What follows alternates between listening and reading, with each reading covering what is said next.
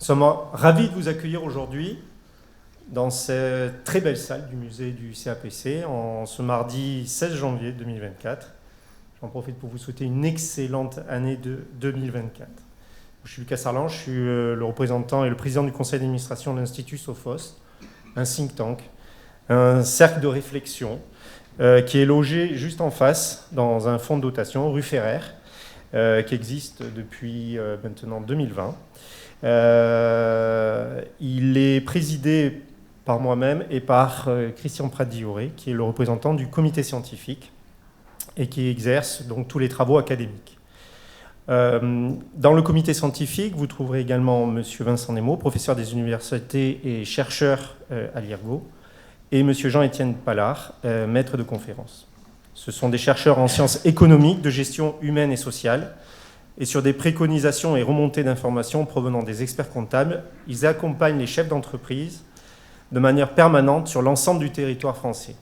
Il a pour vocation à réaliser et publier des travaux de fond. Chaque étude est assortie d'un ensemble de préconisations qui pourront contribuer à la réflexion et aux travaux nécessaires et à la mise en œuvre d'une nouvelle politique économique, sociale et solidaire.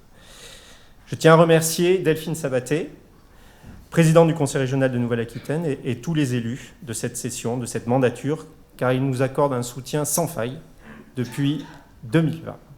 Merci Delphine, sincèrement.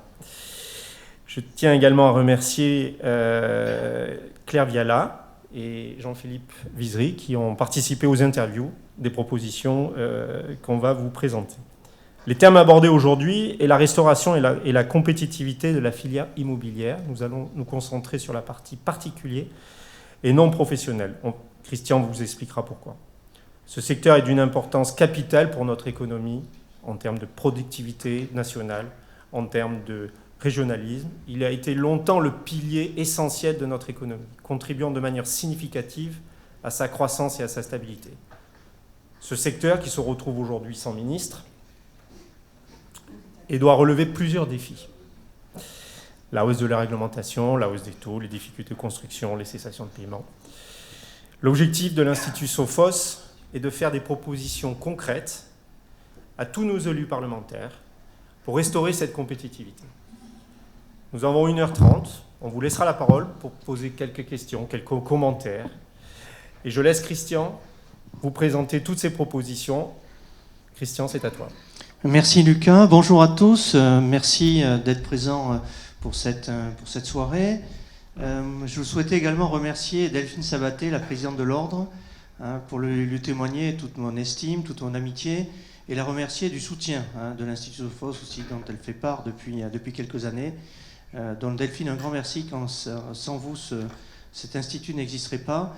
Et c'est aussi l'occasion de remercier l'ensemble des vice-présidents, l'ensemble des élus de l'Ordre aussi qui accordent à l'Institut un soutien sans faille et qui nous permet de pouvoir nous exprimer et puis d'être positifs et constructifs, de faire des propositions pour la profession et pour l'économie française. Puisqu'effectivement, quand l'Institut a été créé, il avait deux vocations. Il avait une première vocation qui était de faire des études pour les confrères, pour la profession. Donc vous avez peut-être vu sur le site différentes chroniques sur la profession comptable libérale, mais également de faire des propositions pour l'économie française. Et c'est dans ce cadre-là que l'étude sous le logement a été choisie par le conseil d'administration. Alors, comme toujours, quand on travaille en économie, l'idée c'est de travailler un petit peu en philosophie. On envisage dans le futur peut-être de créer une chaire de philosophie économique dans le prolongement globalement des humanistes du XVIIe siècle et notamment d'Adam Smith, qui est au départ un professeur à l'université de Glasgow de philosophie économique.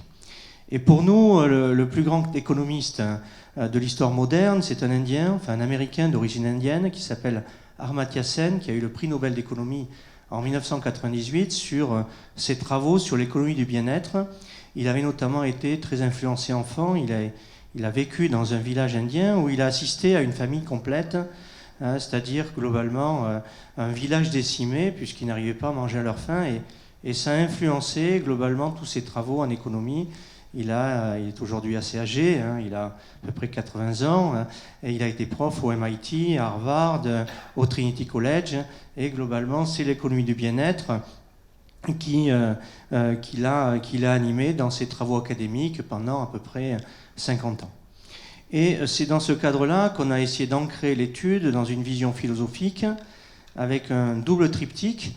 D'abord le triptyque de la République, c'est-à-dire liberté, égalité, fraternité. Donc les propositions qu'on va faire seront dans cette logique d'une certaine liberté économique, d'une égalité entre les citoyens, et également d'une fraternité, c'est-à-dire une capacité à tendre la main, notamment à ceux pour lesquels l'accès au logement est plus difficile. Également, nous l'avons construit dans un deuxième triptyque philosophique qui est celle du bien-être, parce que quand on a un toit sur la tête et un bon logement, on vit mieux. Ensuite, de trouver une certaine équité entre les générations notamment, puisqu'on assiste aujourd'hui à une rupture d'équité intergénérationnelle. Je ne vois pas pourquoi mes enfants paieraient aujourd'hui un prix de l'immobilier à Bordeaux 4 fois plus élevé que celui que j'ai payé moi en 1996 quand j'ai acheté ma maison au Bouscat, et en même temps lier une question de justice. Donc en fait, notre projet, nos propositions, c'est un Français, un toit, et globalement d'encastrer tout ça dans les 5 besoins essentiels de la vie, vitaux: se nourrir, se loger, se vêtir, se soigner et également être éduqué. Et donc c'est pour ça que le conseil d'administration de l'Institut Sophos a considéré que la question du logement était une question essentielle pour l'ensemble des Français et puis de manière générale pour l'ensemble de l'humanité.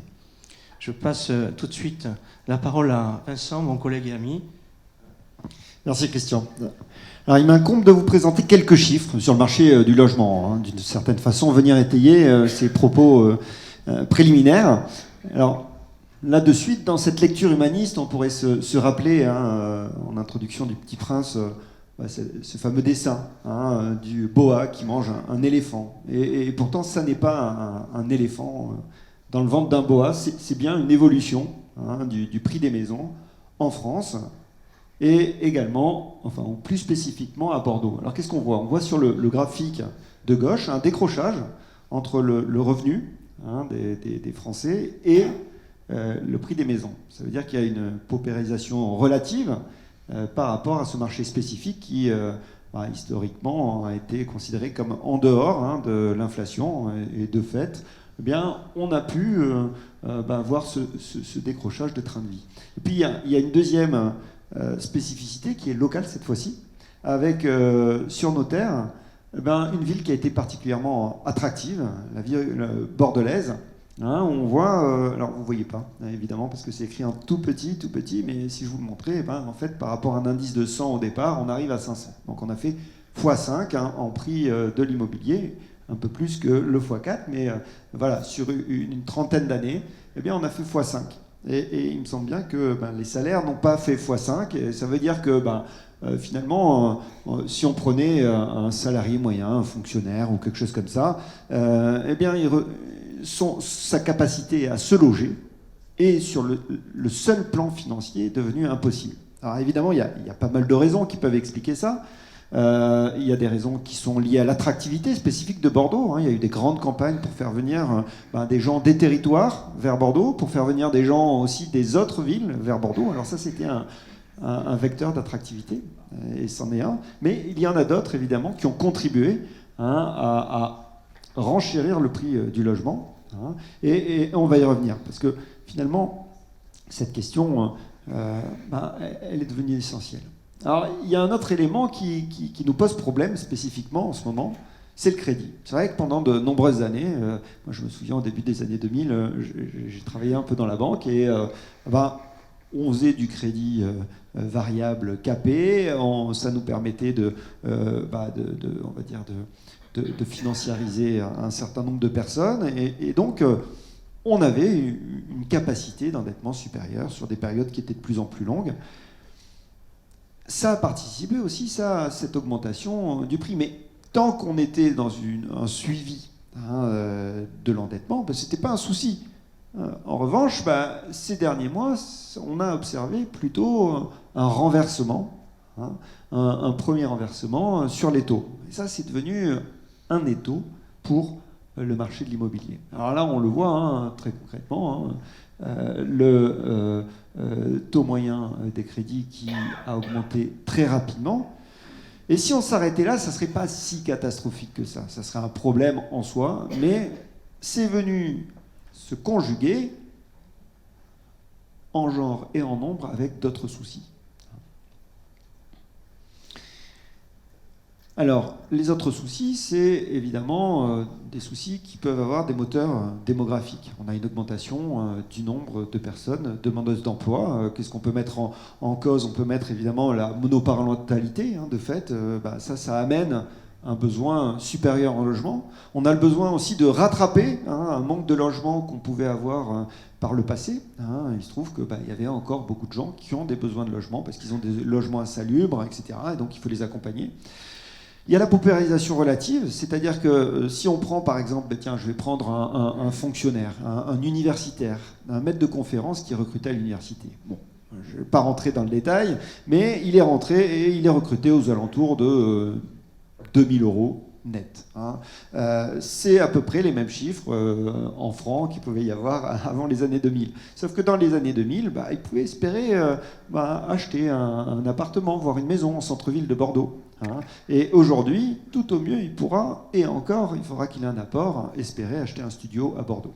Donc, qu'est-ce qui s'est passé? Ça veut dire que lui n'est plus non plus destiné à l'acquisition de logements principal à Bordeaux, et va s'orienter vers des logements sociaux, parce qu'il n'a pas d'autre recours. Et pourtant, il ne fait pas partie des gens les plus démunis. Alors, du coup, on a une augmentation du besoin très important de logements sociaux, qui s'est présenté évidemment dans les grandes métropoles françaises, à Paris évidemment, mais aussi dans des métropoles comme Bordeaux, Lyon, Marseille, etc. Et puis dans les zones balnéaires, où on a eu une inflation de l'immobilier résidentiel secondaire dans ces zones-là.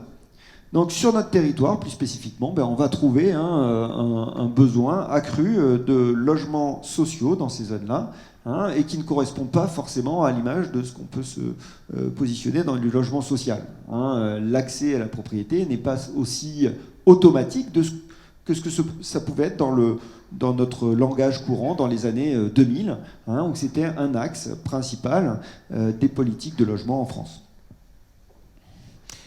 Alors, si on prend les évolutions réglementaires maintenant, elles ont des conséquences évidentes et dramatiques. Dramatiques sur l'accès au logement. Alors, on pourrait citer évidemment la loi énergie-climat, qui vient impacter les propriétaires actuels comme les constructeurs dans la façon dont ils doivent concevoir leur logement pour pouvoir le vendre. Ça, c'est un premier élément. Un deuxième élément, c'est une contrainte sur les acteurs financiers qui leur demandent de ne plus dépasser les fameux 33% d'endettement, 35%, voire exceptionnellement un tout petit peu plus, mais c'est devenu quand même très résiduel. Donc, on a une pression sur les acteurs bancaires qui eux-mêmes, face à cette situation, ils ont des exigences complémentaires avec des apports. On rajoute une loi énergie-climat, des taux qui augmentent, et on a là une belle recette pour bloquer le marché de l'immobilier qui devient atone sur cette période-là. Donc on a un volume des transactions, ici on vous a mis des chiffres évidemment, en glissant, qui chute sur la période, et notamment depuis août 2022. Et pourtant, le besoin de logement est là. Le besoin de logement est là, et donc quand on regarde les évaluations qui sont faites par les professionnels, qui ne sont pas des professionnels de la construction, qui n'ont pas un intérêt économique à ça, on parle des associations qui défendent le droit au logement, on estime qu'on aurait besoin à 500 000 logements par an. Voilà. C'est pas 3 000 logements, c'est pas 10 000 logements, c'est 500 000 logements par an. Voilà. Et donc ces logements, ils servent à remplacer les logements défectueux, à se mettre en conformité avec la loi énergie-climat. Ils servent aussi à loger les nouveaux demandeurs de logement, ceux qui sont nos enfants aujourd'hui, ceux qui viennent de l'étranger, ceux qui sont en mobilité. Il y a aussi des nouveaux usages d'un point de vue sociétal. Un étudiant qui vient à Bordeaux, comment se loge-t-il? Nous, on a des étudiants qui sont à 4 dans un logement et qui ne chauffent pas parce qu'ils n'ont pas les moyens de pouvoir chauffer. Ils m'ont dit en souriant, ah bah nous, le problème de l'énergie, on l'a réglé, on ne se chauffe pas. Ça, c'est quand même pratique, mais on en est là en matière de logement. Donc, notre approche vis-à-vis de ce sujet-là, elle est en lien avec cette philosophie, c'est-à-dire qu'on est sur un vrai problème social, doublé d'un problème économique majeur. Problème économique majeur parce qu'on délaisse toute une partie, tout un pan de notre activité, qui pendant des années a été soutenu par les différents gouvernements. C'était un peu la force de la France avec ce slogan « Quand l'immobilier va, tout va ». Et là, l'immobilier ne va plus du tout. On est dans une situation critique et on le voit quand aujourd'hui on regarde les statistiques sur les lancements de nouveaux logements, sur les autorisations à construire, même sur les difficultés des entreprises. Qui c'est qu'on retrouve?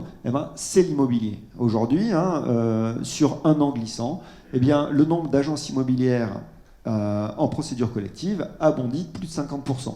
Ce n'est pas un détail, on le comprend. Voilà, donc évidemment, tous les acteurs du bâtiment sont vent debout et dénoncent la situation dans laquelle ils se trouvent. On a tous en tête quelles peuvent être les conséquences, par exemple, d'une diminution de 15% de l'activité. Une fois qu'on a compris la notion de seuil de rentabilité, on se dit qu'il va y avoir des restructurings assez compliqué, d'autant plus qu'on est dans un contexte national où les difficultés des entreprises repartent. On a été sous perfusion pendant plusieurs années, notamment avec le Covid, ce qui fait que l'illusion statistique a joué. On voyait des entreprises qui finalement avaient une pérennité à 5 ans qu'on n'avait jamais vue. Plus de 2 entreprises sur 3 en 2019 se portent bien, enfin qui ont été lancées en 2014 se portent bien. Bon, c'est bien au-delà de ce qu'on connaissait, à savoir qu'une entreprise sur 2 disparaissait dans les 5 ans. De la même manière, on a vu que les entreprises créées en 2018 ont plutôt bien fonctionné, mais parce qu'elles ont été emportées par un élan de croissance post-Covid. Aujourd'hui, se pose la question de qu'observe-t-on? Qu'observe-t-on dans les tribunaux de commerce? Et on a une relance des procédures collectives et des vraies difficultés pour ces entreprises. Alors évidemment, il y a toujours des solutions. On voit des acteurs qui innovent, qui s'adaptent, avec par exemple des beaux à la mode, comme le co-living, comme le coworking, l'immobilier de santé, avec les usages médicaux, les maisons de santé, et puis des immeubles à usage mixte, des solutions de logement intergénérationnel. Donc évidemment, il y a plein de choses qui existent. On le verra tout à l'heure, il y a aussi plein de startups qui se lancent et qui ont trouvé dans ces difficultés des solutions, des opportunités pour lancer des nouveaux business et lancer des fonds. Donc il y a un réel besoin aujourd'hui de rassembler toutes les forces pour quelque part frapper fort et puis arriver à faire se conjuguer les différents syndicats du logement, du bâtiment, les associations pour qu'ensemble elles arrivent à bouger les choses et peut-être assouplir un petit peu la mécanique. Alors pour prolonger, merci Vincent. Si vous voulez, on a essayé de... On va proposer, peut-être passer au transparent juste d'après, je vais passer un peu là-dessus, on y reviendra. Voilà. Donc en fait, on a travaillé et en fait, on propose vraiment un plan Marshall pour l'immobilier. Et on est persuadé que quand on regarde les études des attentes des Français, le pouvoir d'achat vient en premier. Et je pense que c'est en fait le logement indirectement, parce que dans le pouvoir d'achat, le logement représente aujourd'hui 30% des budgets. Et nous, on pense que du point de vue politique, il y a une partie de l'élection présidentielle à venir qui va se jouer justement sur les mesures du logement. Et on commence à voir aujourd'hui des élus qui commencent à s'interroger de manière extrêmement précise là-dessus. Donc nous, on pense vraiment qu'il y a un Big Bang à faire pour, de manière générale, restaurer globalement l'immobilier en France. Dans les mesures, on va en présenter 20. Elles sont de 4 natures. D'abord, des mesures fiscales. C'est peut-être aussi ce qui légitime notre présence ici. Ensuite, des mesures favorisant l'accès à la propriété, parce qu'aujourd'hui, d'une façon ou d'une autre, tout un tas de Français n'arrivent plus à accéder à la propriété. Et plus que jamais, je crois qu'il faut accéder à la propriété, notamment compte tenu de l'espérance de vie. Parce qu'on a une espérance de vie aujourd'hui de 80 ans pour les hommes, 85 ans pour les femmes. Ça veut dire que quelqu'un qui achète un logement à 30 ans, qui emprunte sur 20 ans, à 50 ans, il a entre 50 et 80 ans pour un homme, 30 ans d'économie de loyer, et éventuellement, il a un capital pour financer son grand âge. Donc, quelles mesures pour favoriser l'accès à la propriété, d'ailleurs, qui est un droit très important acquis de la République, puisque ce qui nous a permis de passer de l'ancien régime au nouveau régime, c'est justement de passer d'une économie de servage à une économie globalement de liberté et de propriété. Donc c'est un besoin constitutionnel essentiel de la liberté, de l'indépendance et quelque part de notre socle républicain. Ensuite, quelles sont les mesures destinées à relancer l'activité de construction-rénovation ? Parce qu'il y a une économie de promoteurs immobiliers, de marchands de biens, d'entreprises de bâtiments de travaux publics qui ont une activité qui baisse. Donc ça veut dire c'est des impacts en termes d'emploi, c'est des impacts en termes de salaire pour les gens qui y travaillent, c'est des impacts aussi en tant que recette fiscale pour l'État. Et puis bien sûr, comme toujours, quand on présente globalement des mesures, c'est comment on va financer. Alors j'y reviendrai à deux niveaux. Je pense qu'on peut financer déjà en faisant des économies sur certaines choses au niveau du budget de l'État. C'est la remarque que j'ai fait récemment au président d'un groupe parlementaire français en lui disant « Mais comment vous pouvez annoncer globalement des recettes fiscales 2024 à 350 milliards et vous votez un budget à 500 milliards de dépenses annoncé en première page du ministère des Finances? Est-ce bien raisonnable ?» Donc il y a peut-être des économies à faire. Et puis surtout, on fera des propositions sur une nouvelle fiscalité, parce que la fiscalité française est une fiscalité de vieux. L'impôt sur le revenu date de 1914, l'impôt sur les sociétés globalement des années 40, la TVA des années 70. Donc on est aujourd'hui au XXIe siècle, il y a peut-être, on va faire des propositions justement pour de nouveaux impôts, complètement différents d'ailleurs, qui pourraient entraîner une baisse de l'impôt sur le revenu, une baisse de l'impôt sur les sociétés, une baisse de la TVA. Voilà, donc 4 types de mesures, des mesures fiscales, des mesures pour l'accès à la propriété, des mesures destinées à relancer l'activité de construction de bâtiments, donc de relancer l'offre, et puis bien sûr des mesures de financement de ces opérations. Et dans les propositions, il y aura aussi bien des propositions de nature paramétrique, c'est-à-dire qui peuvent être prises très vite dans l'année, dans les 6 mois, dans les 3 mois. On peut imaginer une loi de finances rectificative en 2024 au mois de juin, on a connu ça dans le passé. Et puis bien sûr des mesures plus systémiques, c'est-à-dire des mesures de plus long terme. C'est le rôle du politique aussi à des moments donnés, dans l'intérêt de la vie de la cité, comme les idées des Grecs, c'est prendre des décisions aujourd'hui pour demain. Donc voilà les mesures. Je passe tout de suite la parole à Vincent pour la présentation de la première mesure fiscale, notamment concernant les primo-accédants et concernant les jeunes actifs. Merci Christian. Alors, pardon, Luc. Si, vas-y.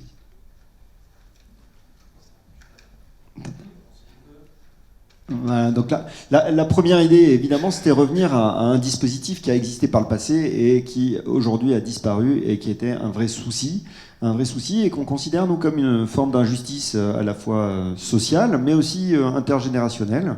C'est le crédit d'impôt sur les charges d'intérêt relatives aux emprunts contractés. Alors, l'idée, ça ne sera pas de recapitaliser complètement les candidats à l'accession, mais c'est déjà de leur permettre de simplifier et d'accéder plus facilement à cette propriété.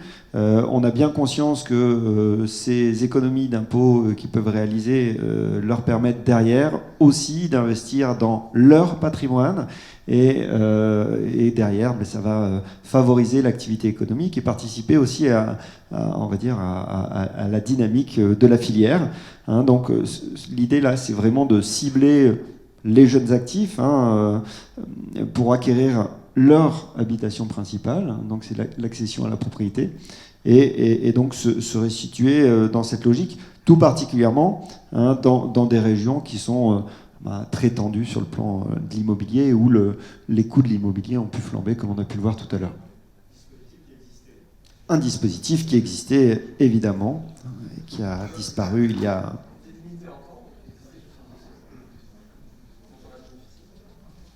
Oui, on propose donc un crédit d'impôt correspondant à 100% des charges d'intérêt sur les 10 premières années.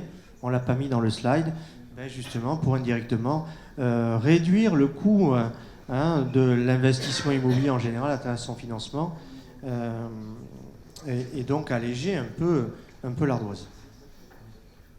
Ensuite, deuxième mesure, hériter quand on est vieux, ça ne sert à rien. Donc il faut donner. D'accord ?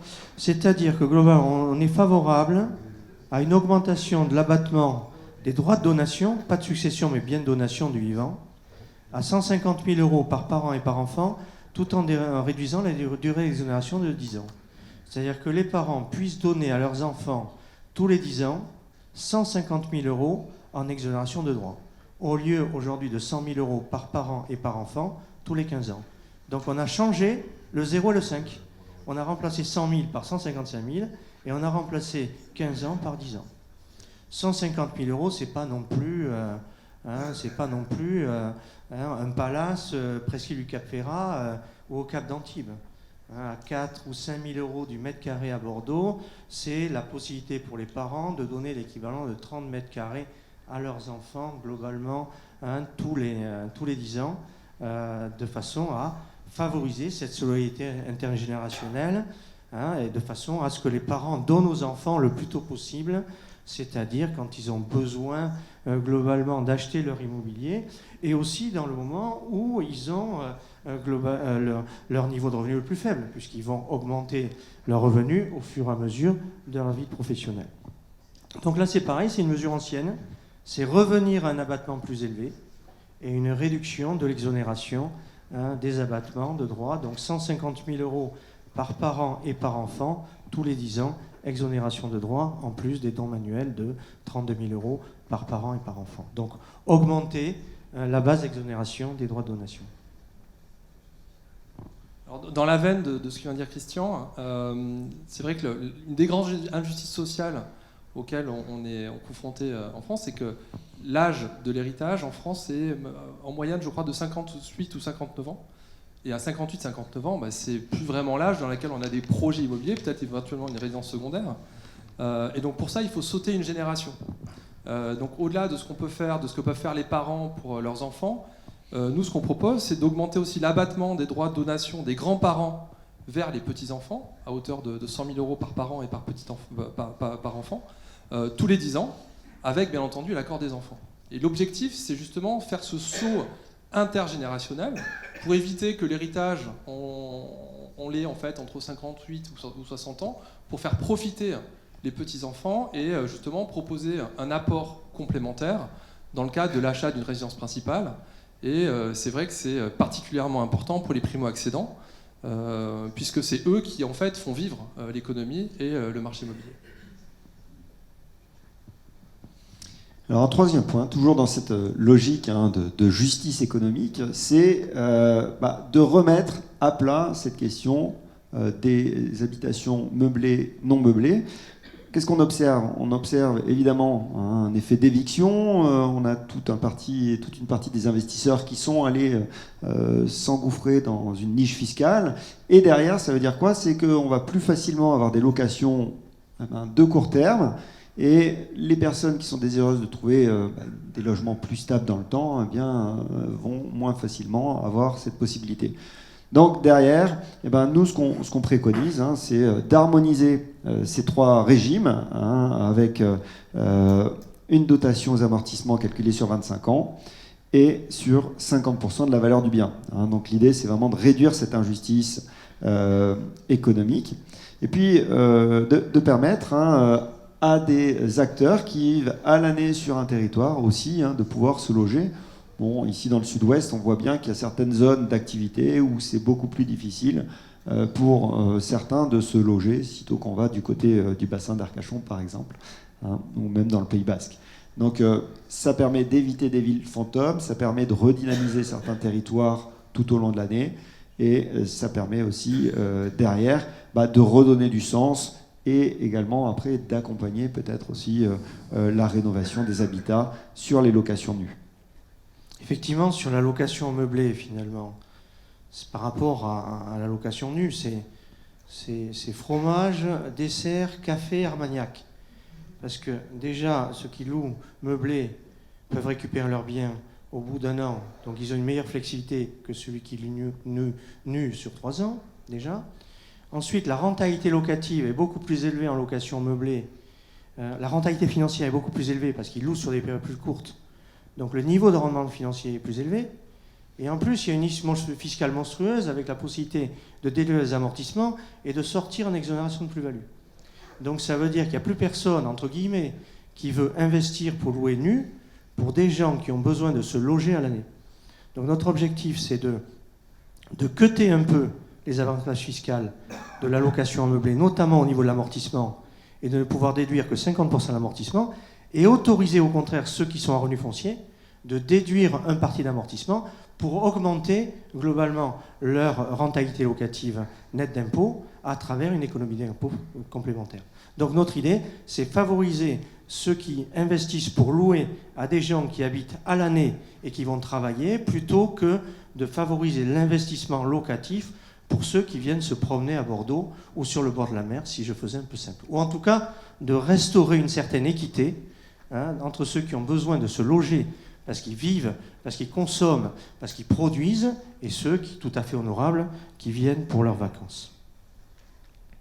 Et c'est dans ce prolongement qu'on propose de taper fort sur la niche fiscale de la location de meublés de tourisme. Pourquoi cet abattement de 71% ? On propose de le supprimer globalement dans les métropoles régionales, zones tendues, et également dans les zones de bord de mer. Pourquoi ? Mais parce que dans les zones de bord de mer, dans le littoral et dans les métropoles régionales, justement, il y a des personnes qui préfèrent louer en meublé, etc., avec hôtellerie classée, plutôt que de louer à des gens qui en ont besoin pour habiter. Donc on est favorable à des mesures qui favorisent l'immobilier comme valeur d'usage, plutôt que comme valeur financière, en ayant des déséquilibres dans les avantages fiscaux. Donc on souhaite harmoniser finalement, on propose d'harmoniser la fiscalité des revenus locatifs, de nettoyer un peu ces différentes niches fiscales qui ont été utilisées, qui sont tout à fait respectables pour ceux qui l'utilisent, mais qui amènent quand même à des situations difficiles, notamment des investisseurs qui ne veulent plus louer dans l'ancien nu, parce que ça n'apporte plus, et donc du coup des personnes qui auraient besoin globalement de louer pour se loger et qui n'arrivent plus à se loger par la location.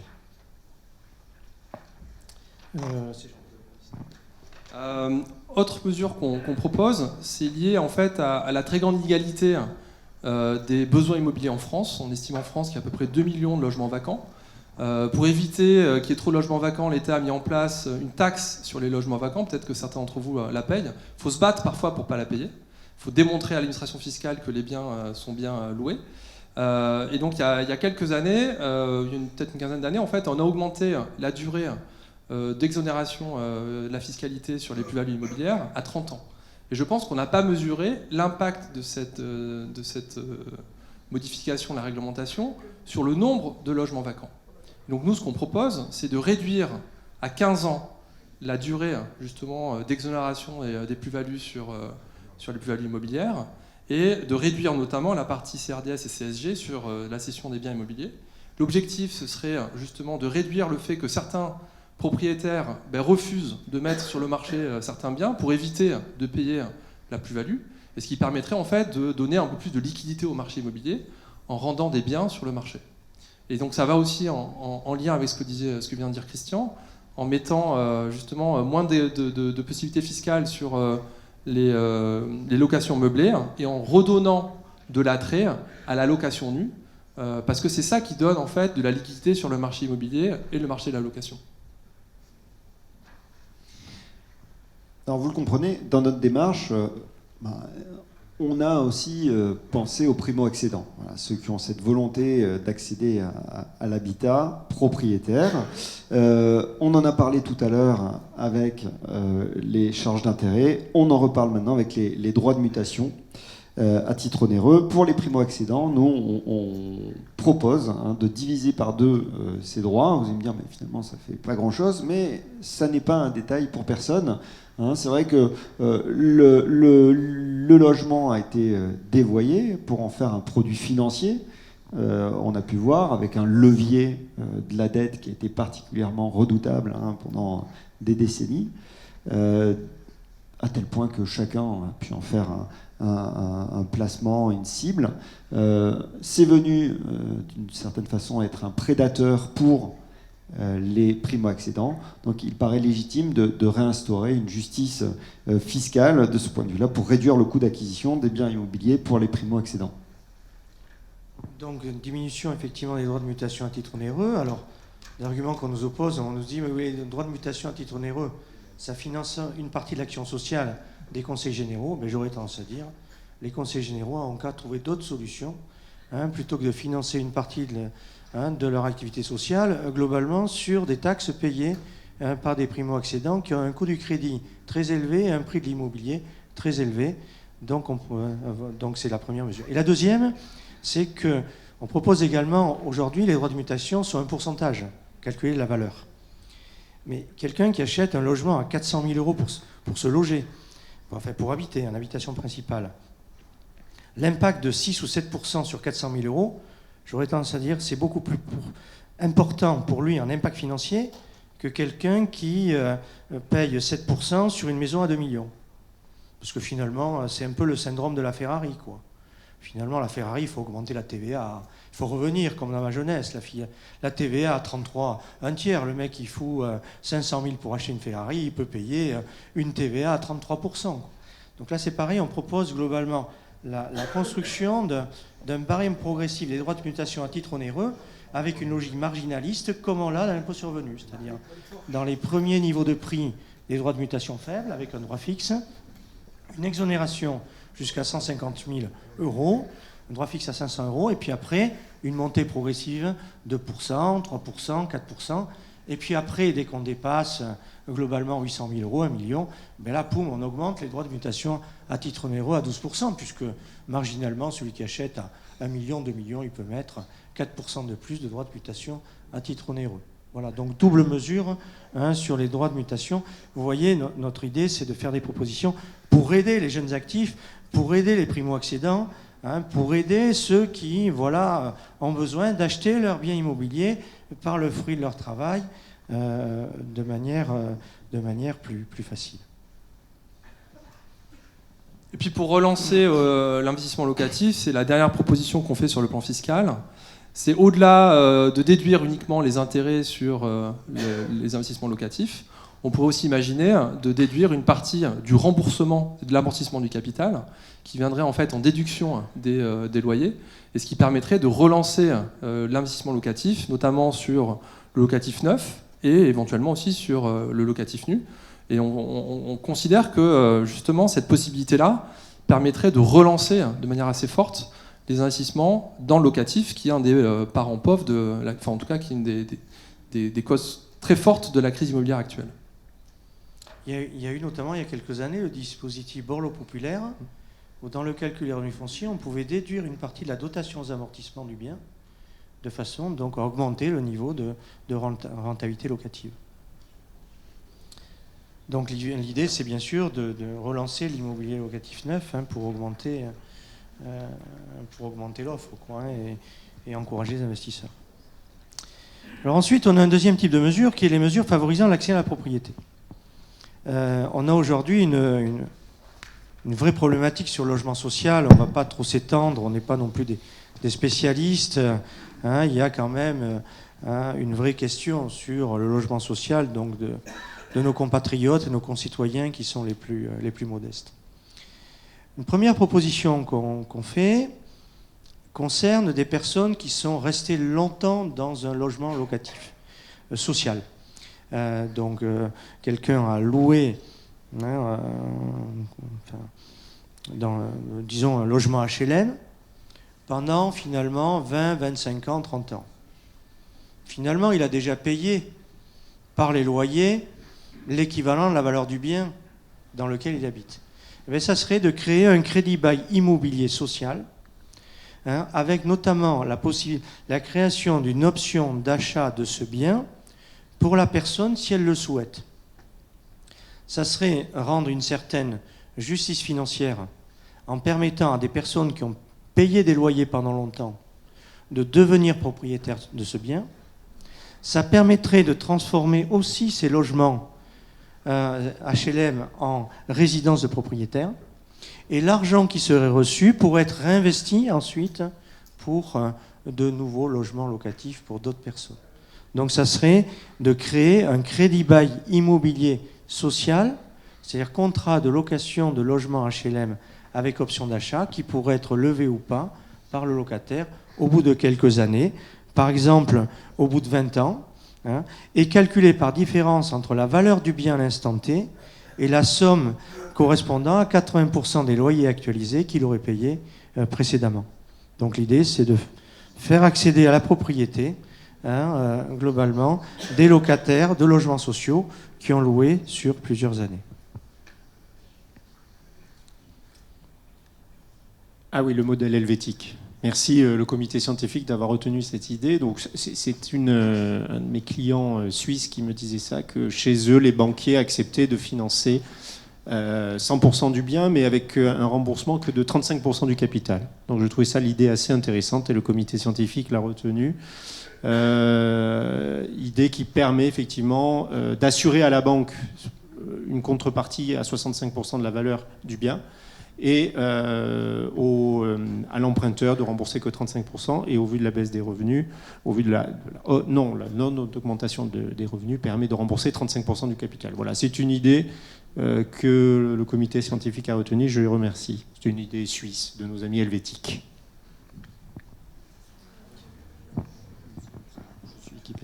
Merci Lucas. Alors on le comprend, les logiques d'analyse de la propriété peuvent être des solutions. On y reviendra tout à l'heure avec les startups et les propositions qui sont souvent basées d'ailleurs sur un découpage, un démembrement de la propriété. Une autre initiative, vous devez peut-être vous souvenir, on a parlé de Borloo tout à l'heure, il y avait la maison à 100 000 euros de Borloo. En fait, aujourd'hui, ça ne serait pas complètement impossible de proposer une solution de ce type-là. Alors, d'une part, parce que c'est un vrai besoin dans l'accession à la propriété. D'autre part, parce qu'on sait aussi que les logements sociaux ont leurs limites, à savoir que quand on n'est pas propriétaire de son logement durablement, eh bien, on l'entretient moins bien. On sait aussi que l'amortissement, pour aller dans le sens de l'argument présenté par Christian tout à l'heure, hein, l'amortissement dans le domaine social se fait sur 40 ans, au bout de 20 ans, ça vaut plus grand-chose. Donc, finalement, on a besoin de faire accéder des gens à la propriété sur de l'habitat collectif, mais aussi sur de l'habitat individuel. Alors, évidemment, dans des métropoles, ça va être difficile, mais pour autant, le territoire français regorge de territoires dans lesquels eh bien, c'est tout à fait envisageable, avec des habitats à remettre en état, et surtout un foncier qui est beaucoup moins élevé que dans les grandes capitales.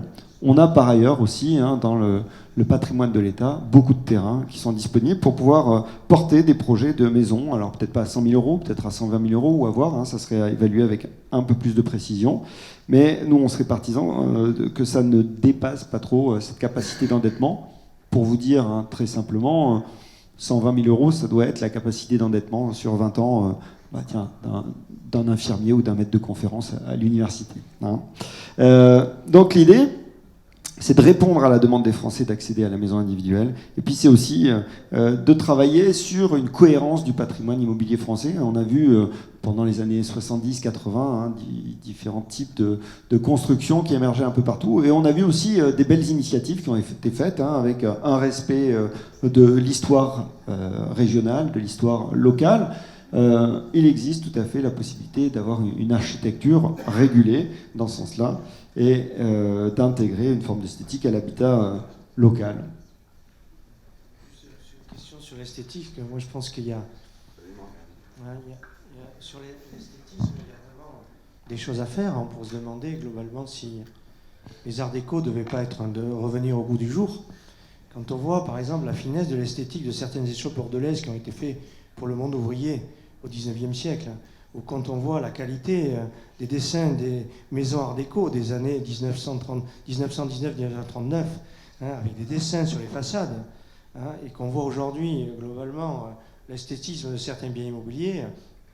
J'ai une discussion assez intéressante là, avec un ancien client qui est aujourd'hui à la retraite, qui est un architecte, et je lui dis alors, pour votre formation de départ, comment vous avez commencé?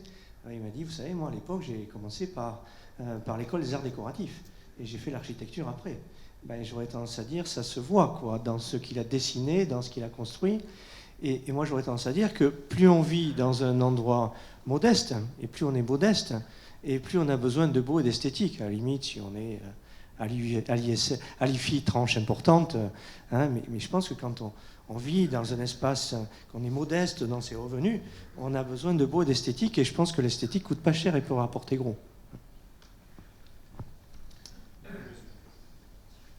Je ne sais plus à qui prend la suite. Oui, alors maintenant on va vous présenter les mesures sur la rénovation, la relance de l'activité de construction, donc plutôt du côté des entreprises. Alors on s'est focalisé jusqu'à présent sur ce besoin de logement. Mais derrière ce besoin de logement, il y a aussi des professionnels. Il y a toute une filière, depuis des réserves foncières, donc là il y a des gens de la finance, des investisseurs qui sont concernés. On a de l'aménagement du territoire, on a du lotissement, de la construction. On va avoir des spécialistes sur chacun des corps chargés des études et des analyses, depuis des architectes dont on a parlé jusqu'à différents types d'ingénieurs. Et en fait, on draine sur cette filière des centaines de milliers d'emplois en France. C'est une filière essentielle qui correspond à un besoin primaire, se loger, avoir un toit sur la tête. Alors, parmi les difficultés qu'on peut identifier aujourd'hui, j'ai donné des chiffres tout à l'heure, mais il y a aussi des témoignages qui sont venus à nous et qui rendent compte des difficultés. Alors c'est vrai qu'on a une réglementation qui oblige l'administration publique à des réponses rapides qui sont faites, mais les professionnels se plaignent des difficultés qu'ils rencontrent pour obtenir des permis de construire. Voilà, donc là, il y a vraiment une difficulté là-dessus. Cette difficulté, elle tient à parfois des raisons d'interaction avec la personne, peut-être des politiques locales, peut-être une idéologie qui ne va pas dans ce sens-là. Et donc, ce qu'il faudrait, c'est avoir une procédure de médiation, parce qu'entre le tribunal administratif et la discussion avec l'architecte de la mairie, il y a peut-être un juste milieu. Donc, une procédure de médiation indépendante qui pourrait faire appel à des experts indépendants qui interviendraient pour trouver un juste milieu entre les attentes du professionnel, demandeur d'un permis de construire, ou même d'un particulier, et les attentes des architectes. Alors l'objectif, c'est de rationaliser, simplifier les procédures administratives qui sont très longues. On connaît tous autour de nous, j'imagine dans vos clients, vous en connaissez pas mal, des professionnels de l'immobilier qui rencontrent des difficultés à ce titre-là, avec aussi la nécessité de réduire les délais d'obtention, et puis aussi une harmonisation des pratiques, puisque d'une ville à l'autre, d'un département ou d'une région à l'autre, on a des pratiques très différentes. Autre mesure qui pour nous est une mesure plutôt systémique, on a raté l'aménagement du territoire en France et en région Nouvelle-Aquitaine. Pourquoi? Parce que globalement la métropole bordelaise a cannibalisé globalement, et le bord de mer ont cannibalisé globalement le territoire de Nouvelle-Aquitaine. Donc en fait, toujours pareil, globalement, c'est toujours la logique jacobine qui prime, au lieu d'avoir une logique girondine de décentralisation. C'est-à-dire quand on regarde l'aménagement du territoire de certains pays, globalement, on travaille un territoire, et quand un territoire est saturé du point de vue économique, du point de vue du logement, on décide de développer l'activité économique ailleurs pour aller sur les zones de territoire sur lesquelles le développement économique va pouvoir se faire. Nous, on a fait l'inverse. Globalement, c'est les Jacobins de la Révolution, d'accord ? Paris et le reste du monde, Paris et la province, et après, ça a été les métropoles régionales et le reste du monde à Nouvelle-Aquitaine. Nous, on pense qu'il faut à tout prix mener une réflexion sur l'aménagement du territoire Moi, je pense qu'aujourd'hui, on vit beaucoup mieux en Nouvelle-Aquitaine quand on a des revenus moyens, normaux, j'aurais tendance à dire, dans les villes moyennes, plutôt qu'à Bordeaux, par rapport au coût de la vie. On me dit, oui, non, mais tu ne vas pas à l'opéra à Agen, tu vas... Attends, mais qui sont ceux qui vont à l'opéra, à part les fans d'opéra? Moi, quand mes copains, le samedi soir, me disent ça, mais je dis, mais est-ce que tu y vas à l'opéra? Il n'y en a aucun qui y va. Quoi. Mais vous voyez, c'est le syndrome de pouvoir aller à l'opéra à Bordeaux, alors qu'ils ne peuvent pas aller à l'opéra à Agen, à Pau, etc. Donc nous, ils pensent qu'il faut à tout prix mener une réflexion sur l'aménagement du territoire afin de décongestionner, de déconcentrer les métropoles régionales, de mettre le paquet sur l'île moyenne, de façon à recréer un arc Nouvelle-Aquitaine intérieur. Cet arc Nouvelle-Aquitaine, quand vous regardez la géographie de la Nouvelle-Aquitaine, c'est l'avenir est à Niort, Saintes, Angoulême, Périgueux, Agen, Pau, Dax et Mont-de-Marsan. C'est-à-dire qu'il faut redynamiser, reterritorialiser pour redonner de l'activité économique et donc décongestionner globalement la métropole bordelaise. D'ailleurs, il y a un signal très, très intéressant qui a été envoyé par notre ancien Premier ministre Jean Castex. C'est-à-dire qu'il a fait voter globalement les lignes LGV, d'accord, avec probablement une nouvelle gare TGV du côté de Mont-de-Marsan, pour pouvoir donc alimenter l'axe intérieur des Landes, pour pouvoir alimenter le Gers. Moi, je pense qu'il faut qu'on mette le paquet sur l'île moyenne, parce que finalement, on vit très bien dans les villes moyennes. On a un prix de l'immobilier entre 1 500 € et 2 000 € du mètre carré, c'est-à-dire des prix de l'immobilier soutenables pour une vie normale, c'est-à-dire pour une vie professionnelle, pour une vie sportive, pour une vie éducative. Et donc, c'est assez rigolo, parce que quand vous faites le dessin, vous faites cet arc à l'intérieur, vous avez un ballon de rugby. C'est-à-dire on a reconstitué en Nouvelle-Aquitaine le ballon de rugby, c'est-à-dire qu'on a le premier, le côté ouest, c'est-à-dire toute la façade littorale. Ensuite, on aurait cet axe intérieur. Et puis, on aurait bien sûr une ville-centre, c'est-à-dire Bordeaux, qui serait un noyau, qui serait le cœur de cible. Voilà, donc, on pense que globalement, une réflexion très importante doit être menée sur l'aménagement du territoire pour redonner ces lettres de noblesse du point de vue économique, sociétal, sociologique, à ce qu'on appelle les préfectures, quoi. Et c'est des territoires où il y a de la ressource humaine, il y a de la ressource organisationnelle, et ça permettrait comme ça de rééquilibrer le territoire pour éviter le tout Bordeaux, le tout métropole bordelaise et le tout littoral, où on a au littoral 80% des appartements à Saint-Jean-de-Luz fermés, qui est d'une tristesse absolument mortelle. Moi, j'ai ma famille, quand je vais à Saint-Jean-de-Luz, j'ai envie de me tirer une balle l'hiver, tellement c'est mort, parce que tout est fermé, quoi. Donc ça veut dire qu'il y a quelque chose qui ne va plus du tout au niveau. Et en plus, il y a 2 mois de vacances l'été où tu es tout congestionné, parce que plus personne ne peut bouger. Donc, rééquilibrer, moi je pense que l'avenir est au développement économique intérieur, parce que c'est l'espace. Le logement, en fait, c'est la question de l'espace. C'est quand il n'y a plus d'espace, il n'y a plus de logement, et il y a un logement serre. Et puis, je ne suis pas sûr que tout le monde ait envie de vivre dans les tours de 10 étages. Ça fait, enfin, à mon avis, ça ne fait pas tellement rêver, du point de vue sociologique, les Français, de se retrouver au 10e étage d'une tour, quoi. Donc voilà pour cette question. Donc il y a des réflexions à mener avec des sociologues, avec des urbanistes, avec bien sûr les pouvoirs publics sur la logique de la déconcentration. Finalement, on paye un peu à Bordeaux. Bordeaux à 1 million, quoi. Et bon, voilà, ça avait une certaine idée. Mais enfin bon, globalement, il y a des gens qui le payent cher, quoi. Enfin, ou à 950 000 ou 900 000. Donc moi, je pense qu'il vaut mieux déconcentrer. Il vaut mieux décongestionner. Et en plus, on a la chance en Aquitaine d'être dans une région où il y a de l'espace. Une région plate, et une région où il y a de l'espace. Ce micro fonctionne, oui.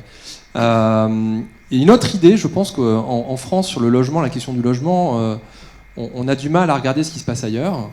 Et je pense qu'il faudrait qu'on s'inspire des modèles du nord de l'Europe, la Hollande, le Royaume-Uni, l'Allemagne, les modèles scandinaves, dans lesquels on a développé beaucoup plus en fait, un type de bail qu'on appelle le bail réel solidaire, BRS, qui permet en fait de dissocier le foncier avec la détention des murs. Et avec l'augmentation des prix des fonciers dans les grandes métropoles, eh bien, en fait, beaucoup de primo-accédants sont confrontés certes à l'augmentation des coûts de la construction, mais globalement, depuis la crise du Covid, le coût de la construction, c'est plus 20%. Par contre, là où ils sont confrontés, et le principal problème, c'est l'augmentation du foncier et la raréfaction du foncier. Donc nous, ce qu'on propose, c'est de développer beaucoup plus fortement des systèmes de baux réels solidaires, dans lequel en fait on a un organisme qu'on appelle un OFS, organisme foncier solidaire, qui est en fait une société d'économie mixte, qui est en partie gérée par la métropole ou par la mairie, et qui permet justement à l'acheteur d'acheter moins cher les murs de son logement. Alors certes, il n'est pas propriétaire du foncier, certes, il va s'asseoir sur une partie de la plus-value au moment de la cession, mais par contre, c'est un système qui a plusieurs avantages. Le premier avantage, c'est que d'abord, ça permet de réduire le coût d'acquisition d'un bien. Et ça permet d'avoir des biens de meilleure qualité, plus grands, plus clairs, avec derrière une vraie identité architecturale. Le deuxième intérêt, c'est que ces biens, ils sont éligibles à la nouvelle mouture du PTZ. Donc on n'a pas de ministre du logement, on attend la nomination du ministre du budget aussi, pour savoir si les PTZ vont pouvoir être reformulés dans les conditions telles qu'ils ont été présentées lors de la dernière loi de finances. Et puis le troisième avantage, c'est que ça permet de donner une garantie à la revente, puisque l'OFS, donc l'organisme foncier solidaire, peut se porter garant de l'acquisition du bien au moment où le propriétaire veut le céder. Et donc je pense que ça, c'est un moyen pour les primo-accédants de pouvoir bénéficier d'un logement de meilleure qualité, plus clair, plus grand, et avec derrière des vraies garanties en matière de cession. Alors c'est sûr que ce n'est pas notre identité dans notre histoire immobilière française. Pourtant, c'est des modèles qui fonctionnent dans les pays du nord de l'Europe et qui permettent justement à beaucoup de personnes avec des revenus moyens ou faibles de pouvoir avoir une qualité de logement qui est bien meilleure que celle qu'on peut avoir actuellement en France.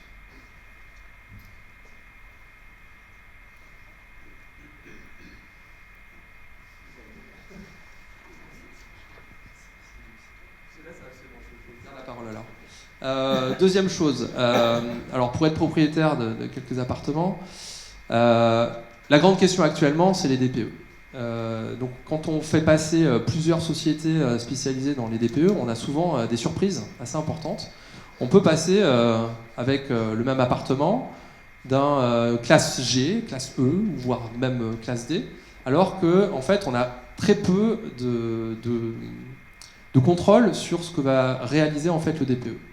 Donc d'abord, je pense qu'il y a une vraie révolution à faire sur la fiabilisation des DPE pour vraiment créer un cahier des charges qui soit très strict sur les entreprises qui font passer les DPE.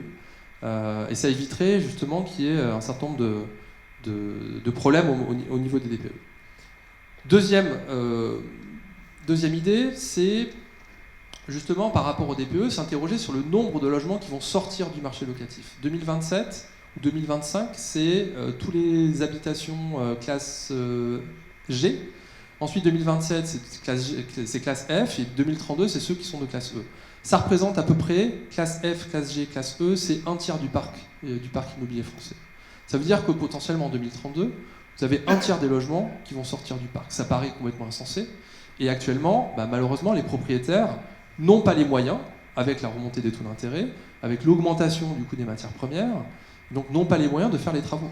Et donc pour l'instant, en fait, on peut dire ce qu'on veut sur le plan réglementaire, on est face à une situation qui est inextricable. Et donc je pense que, après tout ce qu'on dit Monsieur le maire, notre ministre de l'économie, on va devoir revenir sur le fait de sortir les biens classe G et classe F pour les réintégrer dans le marché immobilier. Ça me paraît impossible de faire autre chose. Et donc notamment, il faudrait également repenser les classements énergétiques des bâtiments, notamment sur les locations qui sont de courte durée, puisque les locations de courte durée sont moins impactées ou quasiment pas impactées par le classement énergétique des bâtiments. Et donc il faudrait aussi intégrer donc, ces logements de courte durée dans les DPE. Et puis, une question qui est fondamentale, c'est le financement de la rénovation énergétique. Donc, je vais parler tout à l'heure des startups qu'on voit, et donc des modèles de rénovation énergétique au niveau des startups. Pour l'instant, il faut repenser tout notre modèle de financement, parce que sans financement, on ne va jamais réussir à pouvoir rénover les centaines de milliers d'appartements qui sont F, G et E pour les réintégrer dans le marché immobilier. Donc ce que je voulais vous proposer, c'est faire un petit benchmark en fait, des principales startups qu'on peut voir en fait, dans ce qu'on appelle la PropTech, donc toutes les technologies liées à la propriété. Alors là, je prends ma casquette de membre du board de Finaki. Alors, je dis 2 mots sur Finaki. Finaki, c'est le plus grand club deal de Nouvelle-Aquitaine.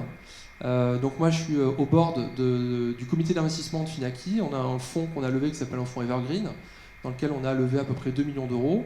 Et avec mes petits camarades de Finaki, on investit donc notre propre argent dans des startups. Et on a vu quelques modèles. Pour l'instant, on n'a pas fait d'investissement dans l'immobilier.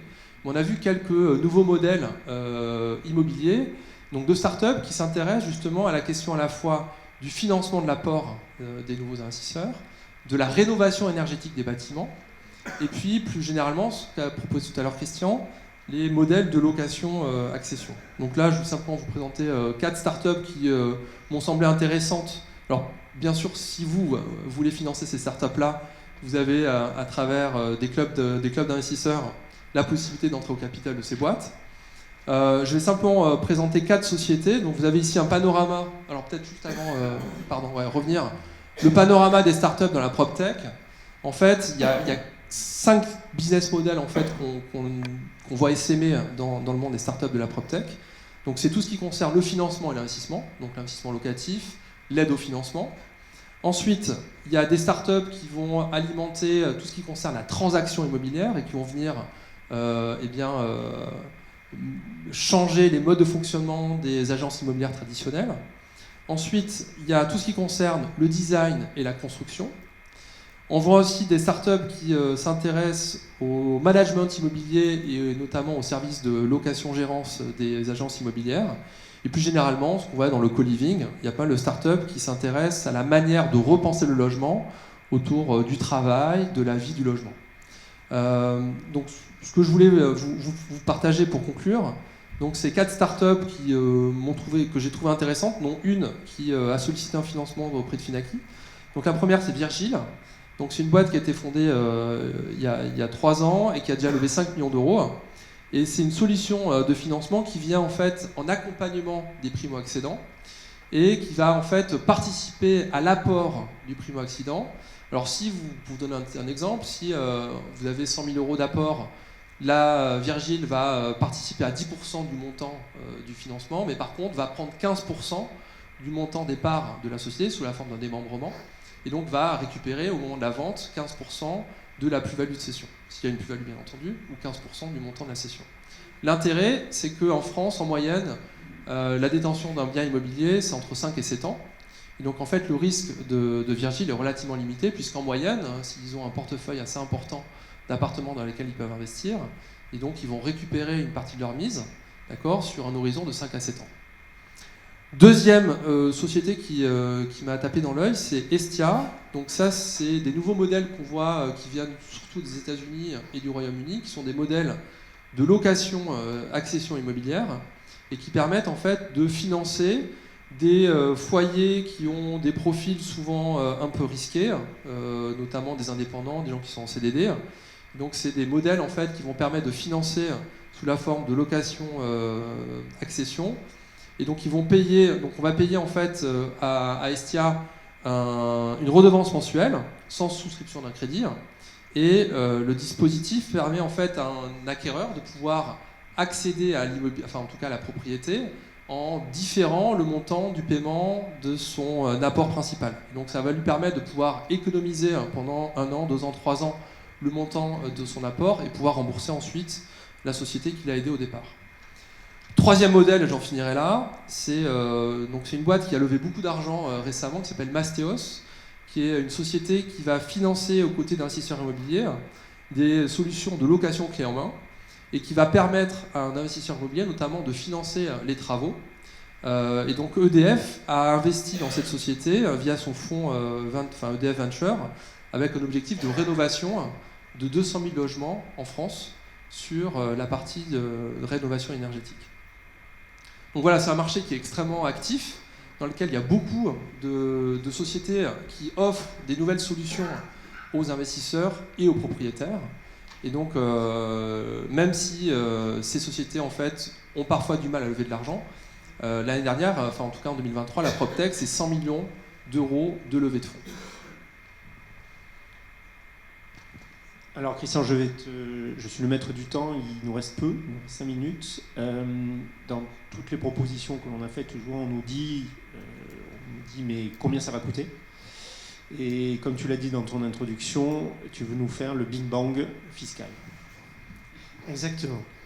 Alors, je crois que la question de l'argent, c'est relatif.